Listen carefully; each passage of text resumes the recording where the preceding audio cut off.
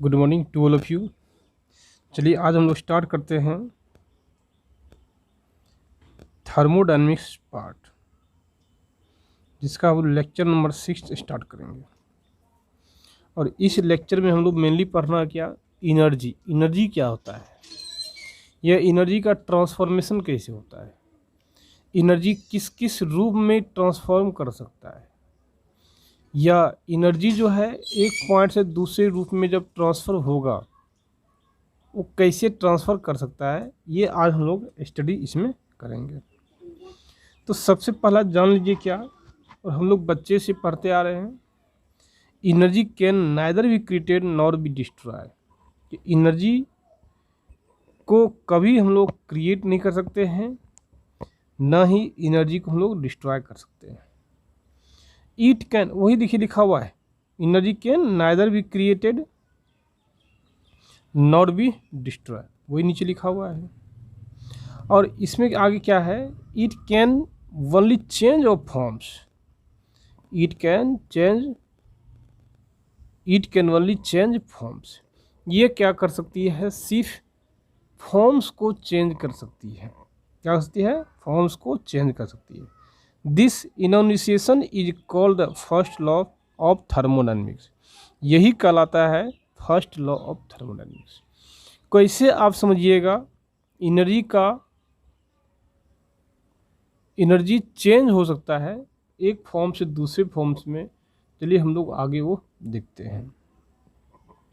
यदि सिंपल एक एग्जांपल देखेंगे हम लोग, सिंपल एक एग्जांपल में क्या, यदि कोई मान लीजिए बॉडी जो है क्या है, ये अर्थ मान लीजिए क्या है, ग्राउंड है, ये क्या है, ग्राउंड है। ग्राउंड सरफेस से यदि बॉडी कोई h डिस्टेंस पे क्या है, ऊपर में है, तो इस समय इसमें क्या है, पोटेंशियल एनर्जी अवेलेबल है। पोटेंशियल एनर्जी क्या है, अवेलेबल है। जैसे ही यह क्या है, धीरे धीरे, तो हम कह सकते हैं क्या, इसके पास एनर्जी है। कौन सा एनर्जी है, पोटेंशियल एनर्जी है। अब जैसे ही ये बॉडी क्या है, नीचे की ओर आना शुरू होता है, जिसे बॉडी क्या है, नीचे की ओर आना शुरू होता है, तो पोटेंशियल एनर्जी क्या होता है, डिक्रीज कर जाता है। पोटेंशियल एनर्जी क्या होता है, डिक्रीज होता है। तो पोटेंशियल एनर्जी क्या है, जैसे ही नीचे आने के क्रम में पोटेंशियल एनर्जी हम लोग का डिक्रीज होता है, और काइनेटिक एनर्जी क्या होता है, इंक्रीज होता है। तो हम कह सकते हैं कि यहाँ पे एनर्जी का क्या हो रहा है, कन्वर्जन हो रहा है या चेंज हो रहा है पोटेंशियल एनर्जी से काइनेटिक एनर्जी की ओर। और यही तो एनर्जी प्रिंसिपल बोलता है। और आगे हम लोग देखेंगे, इसी को बोलते हैं first law of energy conservation. क्या बोलेंगे, first law of energy conservation, इसी को हम लोग पढ़ेंगे। तो वहाँ देखिए उसे लिखा हुआ भी है, देखिए कि first law of thermodynamics states that, thermodynamics का जो फर्स्ट लॉ है, थर्मोडायनेमिक्स का जो फर्स्ट लॉ है, वो स्टेट जैसे वो कहता है, during an interaction between A system and its surrounding, during an interaction between A system and surrounding, means system और सराउंडिंग क्या होती है आप जानते हैं। यदि वो दोनों के बीच इंटरेक्शन होता है, the amount of energy gain by the system, means जितना एनर्जी सिस्टम गेन करती है, the amount of energy gain by the system, जितना एनर्जी सिस्टम गेन करती है, is equal to the amount of energy lost by the surrounding, उतना ही energy surrounding क्या करती है, लॉस भी करती है। तो कहने का मीन्स क्या, तो सिंपल सी बात है। जैसे मान लीजिए हम एक एग्जांपल लेते हैं, क्या सिस्टम है, और ये सिस्टम में, और इसके क्या ये कहला जाएगा बाउंड्री, ये क्या हो जाएगा, बाउंड्री कहला जाएगा, और ये क्या है, ये कहला जाएगा सराउंडिंग। तो यहाँ से क्लियर दिखाई पड़ रहा है, क्यू अमाउंट हीट जो है सराउंडिंग से सिस्टम की ओर जा रही है। तो हम कह सकते हैं जितना अमाउंट हीट जो है सिस्टम गेन कर रहा है, उतना ही अमाउंट हीट क्या कर रहा है, सराउंडिंग लॉस कर रहा है। वही यहाँ लिखा हुआ है, means that Q amount energy lost by the surrounding. Means Q एक क्वांटिटी है, क्यू एक अमाउंट है जो क्या करता है, सराउंडिंग लॉस करता है। Q amount energy lost by the surrounding, Q amount में सराउंडिंग क्या करता है, एनर्जी को लॉस करता है। एंड सेम होता है amount of energy gain by the system, कि उतना ही एनर्जी सिस्टम क्या करेगी, गेन करेगी, according to the first law of thermodynamics. यही बोलता है फर्स्ट लॉ ऑफ थर्मोडायनेमिक्स। तो कहानी मीन्स क्या, आप बच्चे से पढ़ते आ रहे हैं एनर्जी कंजर्वेशन, तो एनर्जी कंजर्वेशन के बारे में डिस्क्राइब कौन करता है, फर्स्ट लॉ ऑफ थर्मोडायनेमिक्स। वैसे जब हम लोग फर्स्ट लॉ स्टार्ट करेंगे और इसके बारे में हम लोग डिटेल्स जानेंगे, क्योंकि आज हम लोग एनर्जी के बारे में जान रहे हैं, तो एनर्जी के बारे में तो फर्स्ट लॉ बोलता है को energy never be created nor be destroy, only change the form, सिर्फ ये फॉर्म चेंज होता है। चलिए नेक्स्ट पॉइंट देखते हैं क्या हम लोग। जैसे मान लीजिए क्या है, ये हम लोग का सिस्टम है, तो हम लोग मानते हैं क्लोज सिस्टम। यदि पूछता है क्या है, क्लोज सिस्टम है, और क्लोज सिस्टम का तो प्रॉपर्टी जानते हैं क्या होता है, कि मास का इंटरेक्शन सराउंडिंग और सिस्टम के बीच में नहीं होता है। वही देखिए यहाँ लिखा हुआ है, देखिए मास का जो इन है और आउट है थ्रू द क्लोज सिस्टम, वो क्या होता है, नहीं हो रही है। लेकिन एनर्जी का जो ट्रांसफ़र होता है, एक्सचेंज होता है सिस्टम से सराउंडिंग की ओर, सिस्टम से सराउंडिंग की ओर, और सराउंडिंग से सिस्टम की ओर ये होती है। यदि आपका ये सिस्टम हो गया तो ये क्या कहलाता है, बाउंड्री कहलाता है, आप जानते भी हैं। और सिस्टम और सराउंडिंग को छोड़ के बाकी पार्ट क्या कहलाता है, सराउंडिंग कहलाता है, सराउंडिंग कहलाता है। तो ये वही बोल रहा है, सिस्टम से एनर्जी बाहर निकलना सराउंडिंग की ओर, और सराउंडिंग से एनर्जी अंदर जाना सिस्टम की ओर। ये क्या है, प्रॉपर्टी है किसका, क्लोज्ड सिस्टम का। तो अब सवाल ये है, एनर्जी का एक्सचेंज होता है system to surrounding, surrounding to system, कितना प्रकार से हो सकता है, ये दो फॉर्म में होता है। एक फॉर्म होता है वर्क हीट, दूसरा फॉर्म होता है वर्क। हीट को रिप्रेजेंट करते हैं Q से और वर्क को रिप्रेजेंट करते हैं W से। कहने की मीन्स क्या, सिस्टम से सराउंडिंग की ओर जाना, सराउंडिंग से और सिस्टम की ओर जाना, एनर्जी का जो इंटरेक्शन होता है दो फॉर्म से एग्जिस्ट करता है, दो फॉर्म में ऐसा होता है। सबसे पहला फॉर्म कह सकते हैं हीट, जिसको Q से रिप्रेजेंट करते हैं, दूसरा फॉर्म होता है वर्क, जिसको हम लोग W से रिप्रेजेंट करते हैं। तो हम लोग बारी बारी देखेंगे हीट कैसे होगा, वर्क कैसे होगा। चलिए स्टार्ट करते हैं हीट। बस कुछ पॉइंट है उसको ध्यान रखना है। देखिए हीट को हम बच्चे जान रहे हैं, हीट क्या है, फॉर्म ऑफ एनर्जी है, इसमें कोई बात ही नहीं है। विच ट्रांसफर बिटवीन टू सिस्टम, जो ट्रांसफ़र होता है सिस्टम एंड सिस्टम के साथ, या सिस्टम टू सराउंडिंग के साथ, ये ट्रांसफर होता है। वही विच ट्रांसफर्ड बिटवीन टू सिस्टम, एक सिस्टम से दूसरे ट्रांसफर हीट ट्रांसफ़र हो सकता है, या सिस्टम से सराउंडिंग हीट का ट्रांसफ़र हो सकता है। नेक्स्ट बात देखिएगा, heat is often use to mean internal energy. कहने मीन्स क्या, यदि आप हीट के बारे में डिस्क्राइब करने जा रहे हैं तो जनरली ऑफन प्रायः यूज टू इंटरनल एनर्जी, उसको हम यूज करते हैं किस रूप में, इंटरनल एनर्जी के रूप में हम लोग उसको यूज करते हैं। किसको, हीट को।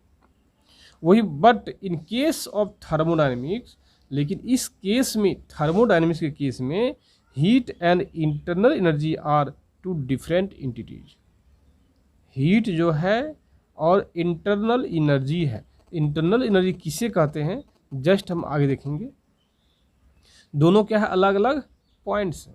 चलिए हम देखते हैं इंटरनल एनर्जी क्या है, यही देख लेते हैं। तो हमारे पास कितना सारा एनर्जी, हमारे पास बहुत सारा एनर्जी है। जैसे आप कह सकते हैं हमारे पास पोटेंशियल एनर्जी हो सकता है, हमारे पास काइनेटिक एनर्जी हो सकता है, या हमारे पास अलग अलग बहुत सारा एनर्जी हो सकता है। जब combination of all the energy is known as internal energy. Internal energy वही बोल रहा है, ऑफन जनरली हम लोग क्या जानते हैं, heat is of an use to mean internal energy. Heat को हम लोग यूज करते हैं कि इंटरनल एनर्जी के रूप में, लेकिन इन केस ऑफ थर्मोडायनेमिक्स के केस में heat and internal energy are two different entity. Heat और इंटरनल एनर्जी क्या है, दोनों अलग अलग इंटिटीज है, दोनों अलग अलग पार्ट्स है, दोनों को एक पार्ट्स में हम नहीं रख सकते हैं। नेक्स्ट बात देखिए, एनर्जी इज ए प्रॉपर्टी।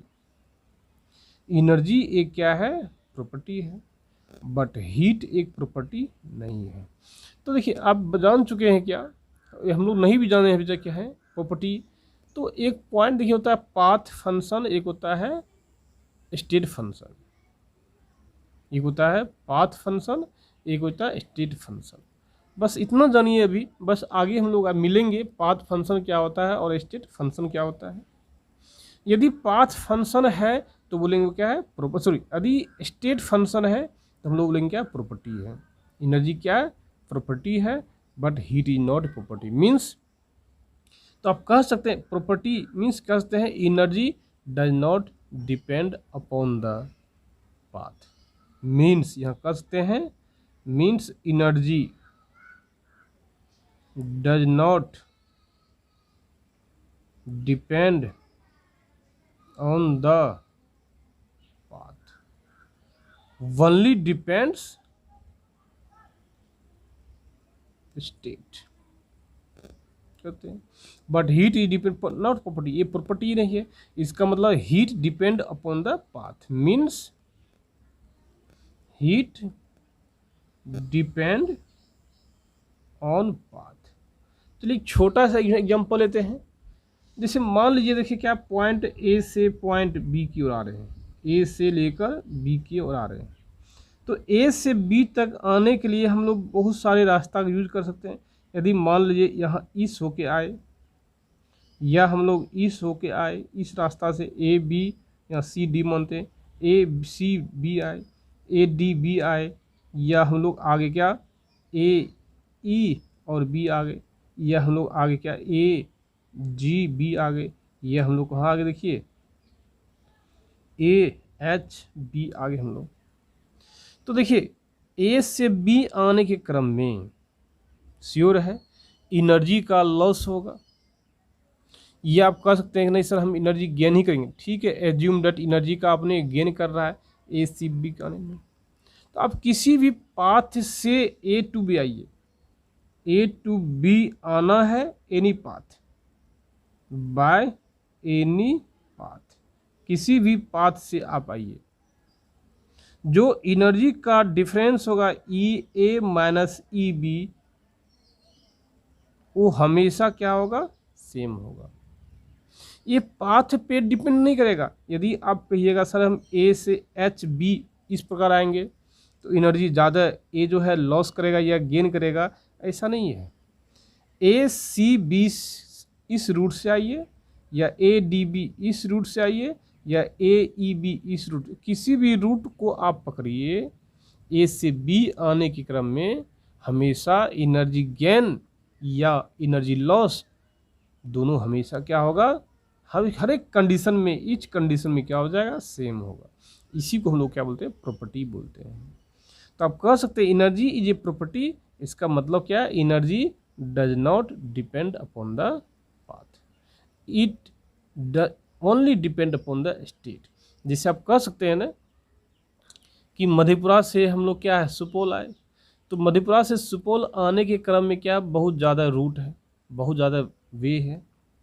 तो आप किसी भी वे से आइए, एनर्जी जो लॉस होगा यदि गेन होगा जो भी होगा, वो हमेशा हर एक पाथ से क्या यदि इक्वल हो जाए तो आप कह सकते हैं एनर्जी क्या होता है, प्रॉपर्टी है।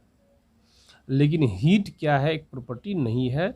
मीन्स आप जितना भी रूट चेंज कीजिएगा, हर एक रूट के लिए हीट का जो वैल्यू होता है वो क्या हो जाता है, अलग अलग हो जाता है। इसलिए बोले energy is a property, means energy does not depend on the path, only depend upon the state, but heat is a property, means क्या, heat depend on the path.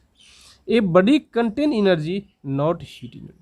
जैसे कह सकते हैं कि एक बॉडी जो है, कोई बॉडी जो है वो हमेशा एनर्जी को कंटेन करता है, नॉट हीट, हीट कंटेन नहीं करता है। जैसे कभी कभार एग्जाम्पल लीजिए, हमको क्या मान लीजिए फीवर हो गया, मान लीजिए क्या फीवर हो गया, तो फीवर के क्रम में हम लोग क्या बोलते हैं, जनरली हम लोग का बॉडी क्या हो गया, हीट हो गया। तो हम लोग का बॉडी हीट नहीं हुआ है, हमारे बॉडी में एनर्जी क्या है, ज़्यादा हो गया है, आप ऐसा कह सकते हैं। यदि आप बाय मिस्टेक बोलते हैं कि हम लोग का बॉडी क्या है, हीट हो गया, तो बॉडी हीट होना वो गलत मीनिंग हो जाता है, वह गलत हो सकता है, लेकिन हम लोग क्या बोलेंगे, हमारे बॉडी के पास एनर्जी क्या हो गया, ज़्यादा हो गया। इसलिए लिखिए ए बॉडी कंटेन एनर्जी, बॉडी जो है एनर्जी को कंटेन करता है बट नॉट हीट, लेकिन वो हीट को कंटेन नहीं करता है। नेक्स्ट ये energy is state but heat is a process. Energy क्या है, एक स्टेट है, लेकिन हीट क्या एक प्रोसेस है। तो आप कह सकते हैं कि एनर्जी स्टेट मीन्स क्या, energy does not depend upon the path, but heat is a process means it depend upon the path. ये क्या पाथ। नेक्स्ट पॉइंट देखिए क्या है, heat is energy in transition. Heat क्या है, heat is energy in transition means आप कह सकते हैं क्या, एनर्जी का ट्रांजिशन रूप क्या है, हीट है, transition. Next it is recognised only as it crosses the boundary, it is recognised only as it crosses the boundary of system. इसको रिकॉग्नाइज जो करते हैं, इसको पहचानते जो है, ओनली एज किस रूप में, it crosses the boundary of system. Heat ही क्या करती है, बाउंड्री को क्रॉस कर जाती है। अब ये हम लोग कहेंगे एनर्जी बाउंड्री को क्रॉस करता है, ऐसा जनरली नहीं होता है। क्रॉस कौन करता है, हीट करता है। तो नेक्स्ट देखेंगे, hot metal piece contains energy but this energy is called the heat only. तब यदि को मान लीजिए चाय पी रहे हैं, क्या कर रहे हैं हम लोग, चाय पी रहे हैं। चाय पीने के क्रम में श्योर है, चाय क्या होता है, टी क्या होता है, गर्म होता है। तो यदि हम बोलते हैं चाय क्या है, हीट है, तो वो क्या फॉर्म है, वो एनर्जी का फॉर्म है। इसलिए हॉट मेटल पीस, कोई गर्म मेटल का जो टुकड़ा है, कंटेंस एनर्जी, वो एनर्जी को कंटेन करता है। लेकिन this energy is called heat only, ये क्या करता है, हीट को रिप्रेजेंट करेगा। नहीं समझे, तो हीट तो है ही, लेकिन उसको क्या बोलते हैं, एनर्जी बोलते हैं। एनर्जी रिप्रेजेंट करता है हॉट मेटल पीस को, क्या करेगा, hot metal piece is represented by the energy but this energy is form. देखिए साइन कन्वेंशन, देखिए कैसे होता है, इसका नाम देते हैं sign convention. Convention, sign convention में हम लोग क्या ले सकते हैं, यदि मान लीजिए क्या, ये सिस्टम हो गया, ये क्या है, सिस्टम हो गया, तो बाहर क्या हो जाएगा, सराउंडिंग हो जाएगा, बाहर क्या हो जाएगा, सराउंडिंग हो जाएगा। तो निश्चित तौर पे देखिए क्या है, यदि सिस्टम से हीट बाहर की ओर निकल रहा है तो उसको हम लोग क्या बोलते हैं, हीट रिजेक्शन बोलते हैं। क्या बोलेंगे, हीट रिजेक्शन बोलते हैं। यदि सिस्टम में हीट प्रोवाइड कर रहे हैं, heat provide to the system from surrounding, यदि हम लोग हीट प्रोवाइड करते किसको, सिस्टम को हीट देते हैं, तो हम लोग क्या बोलते हैं, heat addition, Q addition means heat देंगे सिस्टम को, कहलाएगा क्यू एडिशन, हीट देंगे सराउंडिंग को, कहलाएगा क्यू रिजेक्शन कहलाएगा। तो यदि मान लीजिए हम लोग क्या, हीट, यदि मान लीजिए इस सिस्टम है, ये क्या है, सिस्टम है, यदि हीट ना अंदर जा रही है ना बाहर जा रही है, तो आपको मैं याद कीजिए चौथा प्रोसेस लिखाया था, केवल एक पहले था ओपन सिस्टम, दूसरा था क्लोज सिस्टम, और तीसरा था क्या, तीसरा कौन था प्रोसेस हम लोग का, एडियाबेटिक सिस्टम। तो वही यदि हीट क्या हो रहा है, एडियाबेटिक प्रोसेस था, यदि हीट का एक्सचेंज नहीं हो रहा है, सिस्टम में न जा रहा है ना ही सराउंडिंग में जा रहा है, देन से तो हम लोग कह सकते हैं क्या, a process during which there is no heat transfer is called adiabatic process. इसको एडियाबेटिक प्रोसेस बोलते हैं।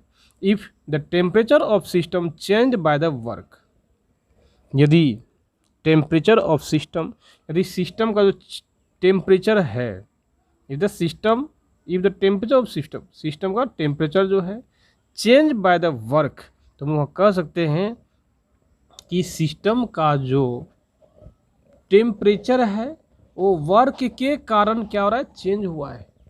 किसके कारण हुआ है, वर्क के कारण।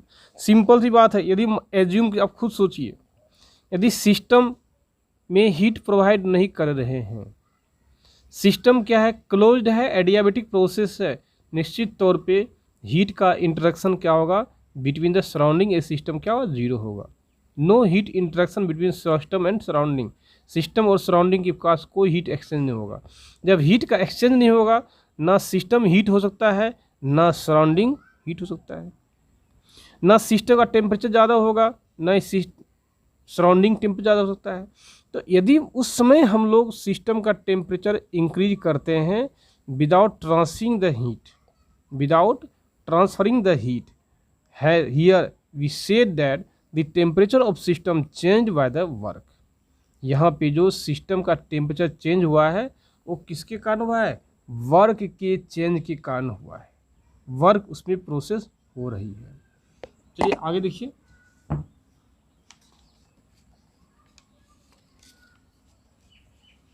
जैसे हम लोग क्या देखिए, Q1 से 2 हीट का देखिए ट्रांसफर हो रहा है, हम लोग कहाँ से देखिए 1 से 2 की ओर आ रही है, तो हम बोल सकते हैं हीट ट्रांसफर फ्रॉम 1 to 2। यहाँ हीट का ट्रांसफर हो रही है कहाँ से, 1 से लेकर 2 तक के, हीट का ट्रांसफर 1 से लेकर 2 तक हो रहा है। इसको डिनोट कैसे करेंगे, Q12, या सिंपली इसको करते हैं Q, क्या बोलते हैं, Q कर सकते हैं। Same heat transfer per unit mass, यदि हीट ट्रांसफर हो रहा है पर यूनिट मास निकाल, पर यूनिट मास की क्या, मास से डिवाइड करना, वो यदि हीट को मास से डिवाइड कर रहे हैं, उस कंडीशन में हम लोग स्मॉल q रिप्रेजेंट करते हैं। स्मॉल q कब रिप्रेजेंट करेंगे, जब टोटल मास में टोटल हीट में टोटल मास से डिवाइड कर देंगे।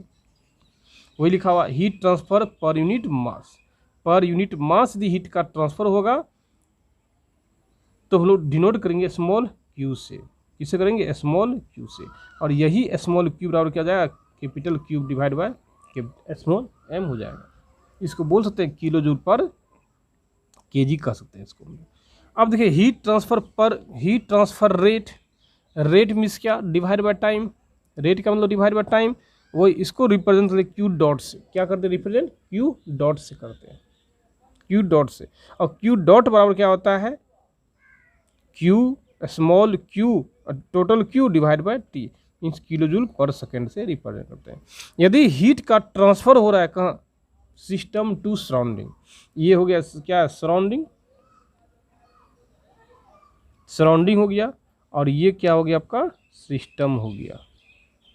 यदि सराउंडिंग से सिस्टम में जा रहे हैं, यदि उसको हम लोग मानते हैं Q, कोई ज़रूरी नहीं है सराउंडिंग से सिस्टम जाने के क्रम में इसको Q को प्लस ही मानेंगे, ऐसा ज़रूरी नहीं है।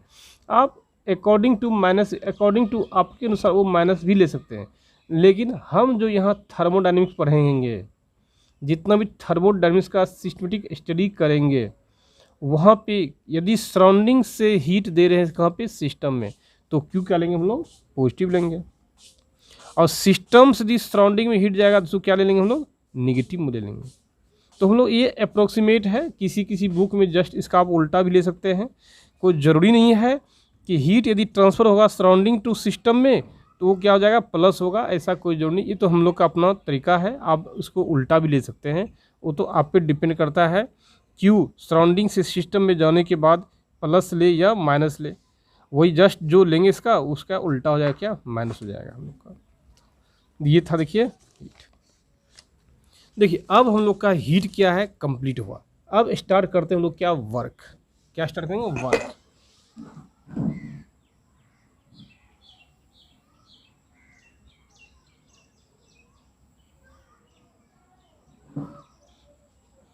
क्या देखेंगे, वर्क देखेंगे। वर्क के बारे में हम लोग स्टडी करते हैं। हम जानते भी हैं एनर्जी के दो रूप में ट्रांसफॉर्मेशन होता है, work as well as heat. यदि हीट के रूप, जैसे जस्ट एग्जांपल दे चुके अभी, क्या यदि एडियाबेटिक प्रोसेस आपने लिया, क्या लिया, एडियाबेटिक प्रोसेस आपने लिया, एडियाबेटिक प्रोसेस बनते हैं, हीट का ट्रांसफर तो होता नहीं है, हीट का ट्रांसफर जीरो होता है। तो वहाँ यदि वहाँ एडियाबेटिक सिस्टम का टेम्परेचर को इंक्रीज करना है तो वहाँ पे क्या करना होगा, वर्क करना होगा ऑन द सिस्टम पेपर, तो ही जाके आप सिस्टम का जो टेम्परेचर है वो क्या हो सकता है, इंक्रीज हो सकता है, अदरवाइज वो हम लोग का डिक्रीज हो सकता है। चलिए स्टार्ट करते हैं। वर्क क्या है, वर्क ये भी क्या है, फॉर्म ऑफ एनर्जी, ये भी एक क्या फॉर्म ऑफ एनर्जी है, उसे बता भी चुके हैं वर्क क्या होती है, एनर्जी क्या होती है। एनर्जी का ट्रांसफॉर्मेशन दो टाइप होगा, वर्क के रूप में या दवाई हीट के रूप में। तो ये क्या है, वर्क क्या एक फॉर्म ऑफ एनर्जी है। जब ये फॉर्म ऑफ एनर्जी होगा तो इसका भी यूनिट क्या हो सकता है, होगा, श्योर है, किलो जूल ही होगा, अदरवाइज इसको बोल सकते हैं लोग क्या, जूल ही बोल सकते हैं, क्या बोल सकते हैं, जूल ही बोल सकते हैं। तो वर्क ये क्या, work is energy interaction between system and its surrounding. वह जिस प्रकार हीट क्या था, एनर्जी का इंटरेक्शन था, ठीक उसी प्रकार वर्क जो है एनर्जी इंटरेक्शन है, एनर्जी का इंटरेक्शन है between A system and its surrounding, system and surrounding के बीच क्या वर्क का इंटरेक्शन हो रही है। अब देखिए, if energy occurs mean then say work crosses between them not heat. हम लोग पूछते क्या, if energy occurs, if energy means यदि ये क्या adiabatic system process, adiabatic system है, एडियाबेटिक सिस्टम है। जब एडियाबेटिक सिस्टम मीन्स क्या, बाहर से एनर्जी देना संभव नहीं है, ना अंदर से बाहर एनर्जी लेना संभव है, वही बोल रहा है, यदि एडियाबेटिक सिस्टम है, इफ एनर्जी अकर्स, यदि एनर्जी का क्या होता है, ट्रांसफर होता है, works occurs means say that work crosses between them not heat. Heat क्या होता है, क्रॉस नहीं कर सकता है, वर्क क्या कर सकता है, क्रॉस कर सकता है। Energy interaction caused bye the work, energy interaction है किसके कारण, एनर्जी इंटरेक्शन होगा वर्क के कारण होगा, नॉट काज बाय टेम्परेचर, ये टेम्परेचर के कारण नहीं होगा, difference between the system and surrounding. क्योंकि खुद सोचिए ना, एडियाबेटिक प्रोसेस, एडियाबेटिक सिस्टम है, एडियाबेटिक सिस्टम में टेम्परेचर का इंटरेक्शन तो होगा नहीं, हम बता भी चुके हैं। जब टेम्परेचर का इंटरेक्शन नहीं होगा, टेम्परेचर सराउंडिंग से सिस्टम की ओर या सिस्टम से सराउंडिंग की ओर, ऐसा पॉसिबल हो नहीं पाता है। तो फिर भी यदि टेम्परेचर आपको इंक्रीज और डिक्रीज करना है सिस्टम का, तो हम लोग वर्क किसका करेंगे, हम लोग किसका यूटिलाइज करेंगे, वर्क का यूटिलाइज करेंगे, नॉट द टेम्परेचर, टेम्परेचर का इंक्रीज नहीं करेंगे। जैसे हम लोग एग्जांपल ले सकते हैं, देखिए a movable piston, a rotating shaft, electric current through a wire crossing them the boundary are all the associated with the work interaction. जो जनरली मूविंग पिस्टन हो गया, मूविंग पिस्टन के कारण क्या होता है, आपका सिलेंडर हीट होता है। तो ये सब एग्जांपल हुआ, रोटेटिंग शाफ्ट हो गया और electric current through a wire हो गया। मीन्स यदि एडियाबेटिक प्रोसेस है उस जगह पे आपको ये सब वर्क के रूप में यूटिलाइज हम लोग करते हैं, हीट के रूप में नहीं करते हैं।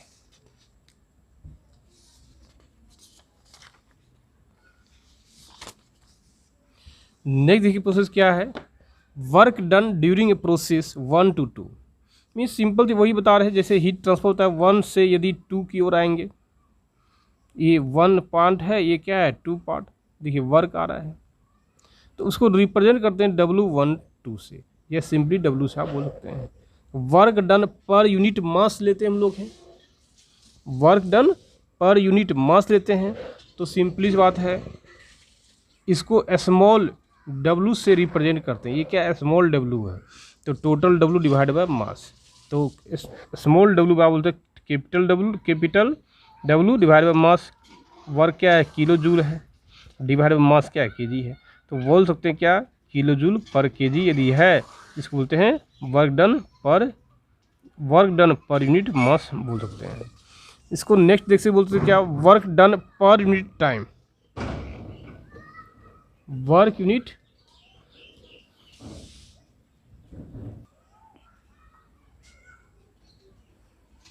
देख work done per unit time लेंगे, इसको इंडिकेट करते हैं स्मॉल w पे क्या डॉट बोलते हैं, इसी को हम लोग रिप्रेजेंट करते हैं किसमें, work done per unit time. तो क्या बोलेंगे capital W divide by time. तो कैपिटल W क्या किलो जूल बोलते हैं, डिवाइड टाइम क्या है सेकेंड है, तो किलो जूल पर सेकेंड। यदि किलो जूल पर सेकेंड है, जूल पर सेकेंड को ही क्या बोलते हैं, वाट। याद कीजिए जूल पर सेकेंड क्या बोलते हैं, वाट। तो यहाँ पे जूल पर सेकेंड लिख सकते हैं क्या, वाट के रूप में लिखेंगे, तो क्या किलो वाट। तो यदि मान लीजिए सिस्टम जो है वर्क करता है किसके ऊपर, सराउंडिंग के ऊपर, system work on the surrounding, तो हम लोग क्या लेंगे, प्लस लेंगे। यदि surrounding work on the system, तो हम लोग वर्क क्या लेंगे, नेगेटिव लेंगे। ये तो हम पे और आप पे सोचने पे डिपेंड करता है, ये कोई ज़रूरी नहीं है work done by the system होगा तो प्लस लेंगे, ऐसा कोई ज़रूरी नहीं है।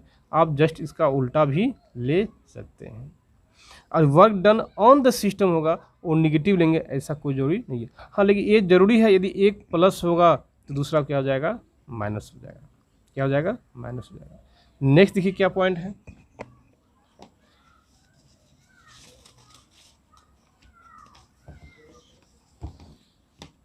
चलिए हम लोग आज स्टार्ट करेंगे law of thermodynamics, laws of, इसके बाद एनर्जी इंटरेक्शन के बाद हम लोग पढ़ेंगे लॉज ऑफ थर्मोडाइनमिक्स स्टार्ट करेंगे।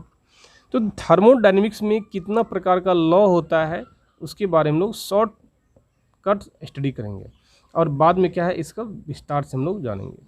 सबसे पहला पॉइंट देखिए क्या है, जीरोथ लॉ ऑफ थर्मोडाइनमिक्स। सबसे पहला पॉइंट है zeroth law of thermodynamics. Next देखिए क्या है, zeroth law of thermodynamics. Next देखिए क्या है हम लोग का, फर्स्ट लॉ ऑफ थर्मोडाइनमिक्स। तीसरा देखेंगे क्या, सेकेंड लॉ ऑफ थर्मोडाइनमिक्स, ये क्या है सेकेंड लॉ। थर्ड क्या देखेंगे, थर्ड लॉ ऑफ थर्मोडाइनमिक्स। देखिए चारों लॉ क्या है, अलग अलग चीज़ को डिफाइन करने का कोशिश करता है। यदि जीरोथ लॉ के बारे में जानेंगे हम लोग तो क्लियर बोलेंगे, ये tells about the thermal equilibrium. ये थर्मल इक्विलिब्रियम के बारे में डिस्कशन करता कौन है, जीरोथ लॉ। और सवाल ये है जीरोथ लॉ इसका नाम क्यों पड़ा, क्यों नाम पड़ा जीरोथ लॉ ऑफ थर्मोडाइनमिक्स। इसलिए नाम पड़ा क्योंकि फर्स्ट लॉ और सेकेंड लॉ दोनों जो लॉ है, फर्स्ट लॉ ऑफ थर्मोडाइनमिक्स और सेकेंड लॉ ऑफ थर्मोडाइनमिक्स, ये दोनों लॉ जो है जीरोथ लॉ के पहले आया। तो सबसे पहले कह सकते हैं फर्स्ट लॉ ऑफ थर्मोडाइनमिक्स आया, तब आया कौन, सेकेंड लॉ ऑफ थर्मोडाइनमिक्स आया। क्योंकि ये दोनों के बाद आया कौन, zeroth law of thermodynamics. Zeroth law of thermodynamics जो है first law second law of thermodynamics के बाद में आया। तो चूंकि जीरोथ लॉ क्या एक फंडामेंटल था, वो जानना बहुत ज़रूरी था। उसके बाद यदि फर्स्ट लॉ सेकेंड लॉ पढ़ते हैं और ज़्यादा कंसेप्ट क्या होता है, क्लियर होता है। तो इसलिए उसका साइंटिस्ट ने क्या नाम दिया, zeroth law of thermodynamics. Zeroth law of thermodynamics उसका क्या क्या नामांकन कर दिया। क्यों, क्योंकि फर्स्ट लॉ सेकेंड लॉ के बाद उन्होंने आया। तो फर्स्ट लॉ देना संभव नहीं था, सेकेंड लॉ भी देना संभव नहीं था। क्यों संभव था, क्योंकि फर्स्ट लॉ सेकेंड लॉ बहुत ही फेमस हो चुका था उसमें, कि यदि उसमें उस लॉ को चेंज करते तो ऐसा पॉसिबल नहीं हो पा रहा था। इसलिए साइंटिस्ट ने क्या किया, इसका नाम रख दिया zeroth law of thermodynamics. Zeroth law of thermodynamics आज हम लोग जानते हैं। और जीरोथ लॉ देता क्या, देखिए स्टडी करते हैं हम लोग, जीरोथ लॉ क्या देगा आपको। तो जीरोथ लॉ और idea of this law comes after first law and second law. इसका जो आइडिया आया, इसका जो कंसेप्ट आया जीरोथ लॉ का, वो आया फर्स्ट लॉ सेकेंड लॉ के बाद में आया। Hence its name becomes zeroth law, इसलिए इसका नाम क्या बढ़ गया, जीरोथ लॉ बढ़ गया। और it tells about the thermal equilibrium, ये बतलाता है किसके बारे में, थर्मल इक्विलिब्रियम के बारे में बतलाता है। तो चलिए हम लोग नेक्स्ट लेक्चर में देखेंगे थर्मल इक्विलिब्रियम होता क्या है और फर्स्ट लॉ थर्मोडाइनमिक्स क्या होता है, वो आगे देखते डिस्क्राइब करते हैं। बाय होने जाइए, बाय होने जाइए।